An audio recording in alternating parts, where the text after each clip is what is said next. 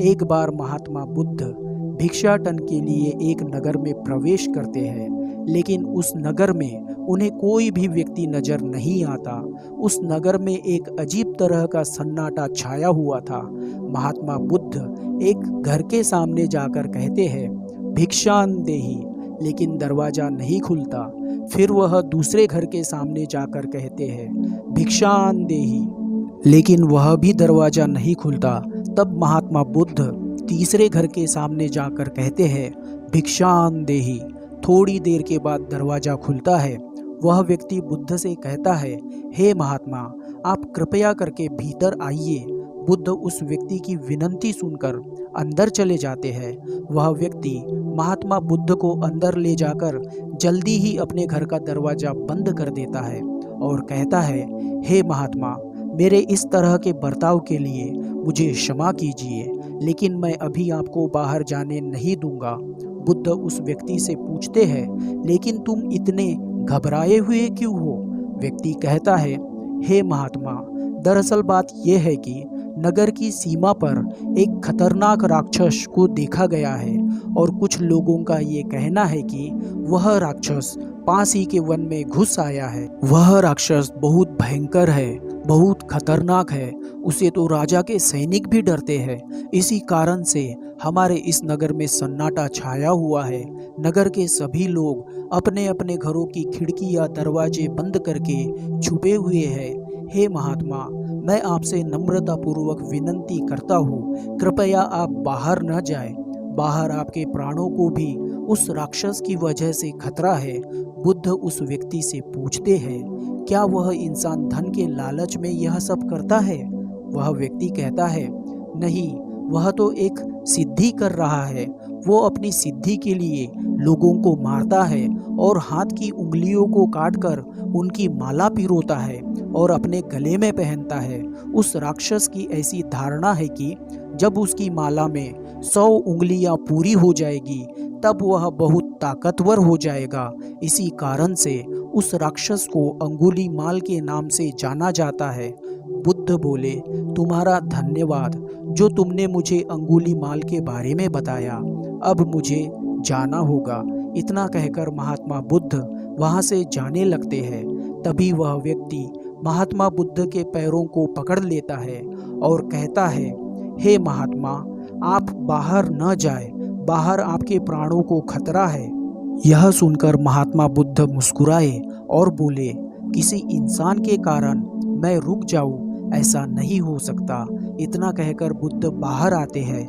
वह जंगल की ओर चल पड़ते हैं। चलते चलते महात्मा बुद्ध जंगल के बीचों बीच पहुंच जाते हैं। महात्मा बुद्ध के पैरों की आहट से अंगुलीमाल समझ जाता है किसी व्यक्ति ने जंगल में प्रवेश किया है। बुद्ध अपने मार्ग पर आगे बढ़ते रहते हैं कि अंगुलीमाल अचानक ही महात्मा बुद्ध के सामने आकर खड़ा हो जाता है। बड़ी बड़ी लाल आंखें, लंबे बिखरे बाल, गले में उंगलियों की माला और हाथ में बहुत बड़ी तलवार लिए, जिसे देखकर कोई भी व्यक्ति भयभीत हो जाए। इस तरह के भयंकर रूप में अंगुलीमाल बुद्ध के सामने खड़े रहता है, लेकिन वह बुद्ध से कुछ नहीं कहता। महात्मा बुद्ध कुछ क्षणों के लिए अंगुलीमाल की ओर देखते हैं और अपना मार्ग बदलकर आगे बढ़ने लगते हैं। अंगुलीमाल को बहुत आश्चर्य होता है कि पहली बार कोई व्यक्ति उसे देखकर ना डरा हो। अंगुलीमाल बड़ी ही कड़कती आवाज में कहता है, ए भिक्षु, रुक जा। लेकिन बुद्ध अपने मार्ग पर चलते रहते हैं। अंगुलीमाल दूसरी बार आवाज लगाता है, ए भिक्षु, मैंने कहा ना रुक जा। महात्मा बुद्ध फिर भी नहीं रुकते और आगे बढ़ते रहते हैं। इस कारण से अंगुलीमाल को बहुत क्रोध आता है और वह दौड़कर बुद्ध के सामने खड़ा हो जाता है और कहता है, ए भिक्षु, तुझे मैंने रुकने के लिए कहा है, तू रुक क्यों नहीं रहा है? बुद्ध मुस्कुराए और बोले, मैं तो बहुत पहले ही रुक चुका हूँ, तुम ही चले जा रहे हो। अंगुलीमाल क्रोध में कहता है, क्या कहा तुमने? रुका हुआ तो मैं हूँ, तुम ही तो चले जा रहे हो। बुद्ध कहते हैं, मैंने वो सभी कार्य छोड़ दिए हैं जिस वजह से किसी को पीड़ा होती हो। मैंने जान लिया है कि हर इंसान के मन में अपार प्रेम है। महात्मा बुद्ध की यह बात सुनकर अंगुलीमाल क्रोध में कहता है, तुम गलत बोल रहे हो। किसी भी मनुष्य के भीतर ना प्रेम है ना करुणा है। बुद्ध बोले, लोगों ने तुम्हें बहुत सताया है अंगुलीमाल, तुम्हें लोगों ने बहुत कष्ट दिया है, इसीलिए तुम ऐसा कह रहे हो। व्यक्ति अनजाने में ही क्रूर बनता है, जिस कारण से तुम्हारे भीतर लोगों के प्रति क्रोध भर गया है। इतना सुनकर अंगुलीमाल बोला, भिक्षु तुम बाकी लोगों जैसे नहीं हो। बुद्ध बोले, मैं बाकी लोगों के जैसा ही हूँ, बस फर्क सिर्फ इतना है कि मैंने अपने भीतर के सत्य को पा लिया है, जिसकी अनंत संभावना बाकी लोगों के भीतर भी है। तुम भी उस परम सत्य को पा सकते हो। अंगुलीमाल बोला, परंतु भिक्षु मैंने अपने जीवन में बहुत सारे गलत काम किए हैं, पाप किए हैं। अब मेरे वापस आने का कोई मार्ग नहीं है।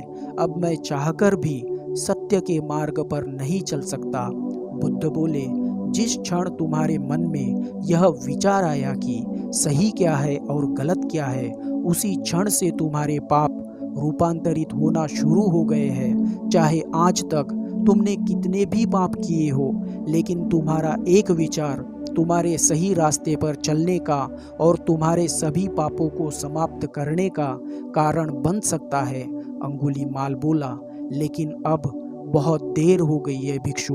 बुद्ध बोले, अगर तुम अभी तक जीवित हो तो इसका अर्थ है कोई देर नहीं हुई है। तुम अभी अपने पापों का प्रायश्चित कर सकते हो। अंगुलीमाल बोला, हे भिक्षु, अगर मैं सत्य के मार्ग पर चलना चाहूँगा तब भी ये लोग मुझे स्वीकार नहीं करेंगे। बुद्ध बोले, यदि अगर तुम सत्य के मार्ग को अपनाकर सत्य की राह पर चलना चाहोगे तो मैं तुम्हारा हमेशा संरक्षण करूँगा, लेकिन सत्य के मार्ग का पहला कदम तुम्हें खुद उठाना पड़ेगा। अंगुलीमाल अपनी तलवार को बुद्ध के चरणों में रख देता है और हाथ जोड़कर रोते हुए कहता है, हे महात्मा, आपने मेरे पापों से भरे इस मन का बहुत बड़ा बोझ उतार दिया है। मैं आज तक यही सोचकर पाप करता रहा, गलत काम करता रहा कि मैं कभी अपने जीवन में सही मार्ग पर नहीं चल सकता, लेकिन आपके परम मार्गदर्शन से मैं यह समझ गया हूँ कि सत्य के मार्ग पर चलकर मैं अपने पापों का प्रायश्चित कर सकता हूँ। और उस दिन से अंगुलीमाल का मन परिवर्तित हो जाता है। उसी क्षण उसके पापों का अंत हो जाता है और अंगुलीमाल का नया जीवन शुरू होता है। दोस्तों, लोग ये सोचते रहते हैं कि मैंने अपने जीवन में बहुत सारे गलत काम किए हैं, बहुत सारे गलत पाप किए हैं, उन पापों का प्रायश्चित करने का कोई विकल्प नहीं है। लेकिन बुद्ध कहते हैं, चाहे तुमने अब तक कितने भी पाप क्यों न किए हो, कितने भी गलत काम क्यों न किए हो, लेकिन तुम्हारे अंतर्मन से निकला एक विचार भी कि अब मुझे सही मार्ग पर चलना है, सही काम करना है, तो यही एक विचार तुम्हारे पापों के प्रायश्चित का कारण बन सकता है। लेकिन सबसे महत्वपूर्ण बात यह है कि क्या इसके लिए तुम पहला कदम उठाने के लिए तैयार हो। तो दोस्तों, कहानी कैसी लगी कमेंट बॉक्स में ज़रूर लिखें। कहानी अच्छी लगी है तो लाइक और शेयर ज़रूर कीजिए और ऐसी ही प्रेरणादायक कहानियों के लिए हमारे चैनल को सब्सक्राइब कीजिए और बेल आइकन पर प्रेस कीजिए।